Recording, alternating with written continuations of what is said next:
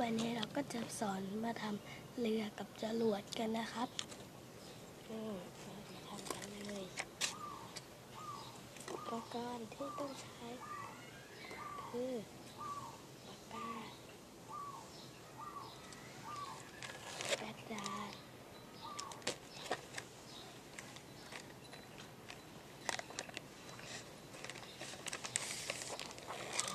ตอนแรกเราจะมาพับเรือกันเลยนะครับ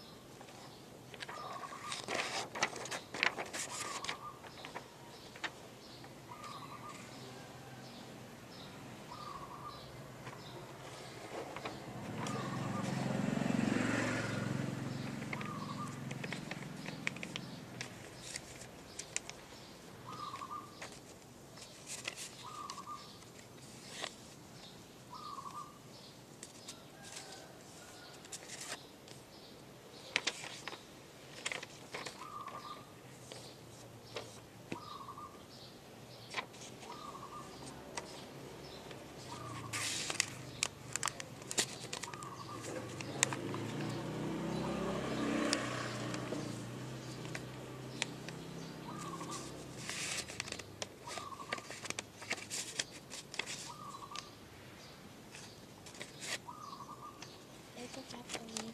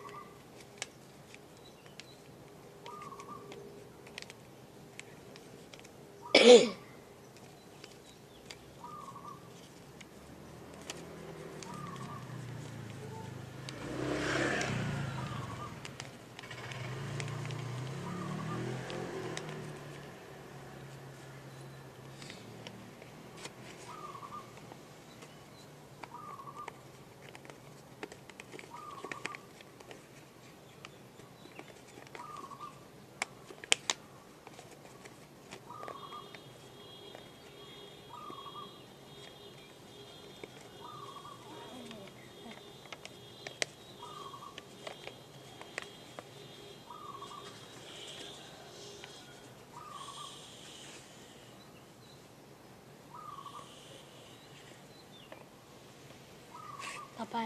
เราจะมาพับจรวดกันเลยนะครับ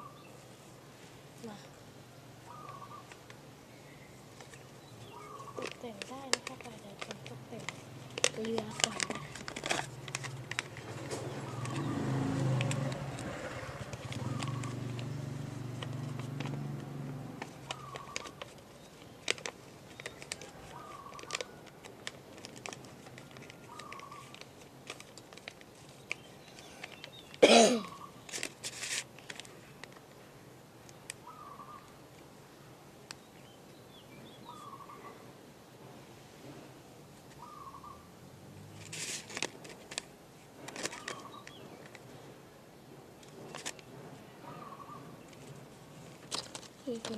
เป็นไงสวยไหมฮะ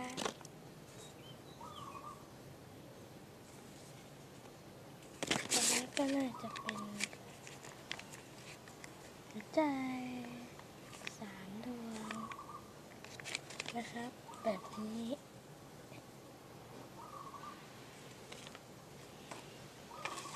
ต่อไป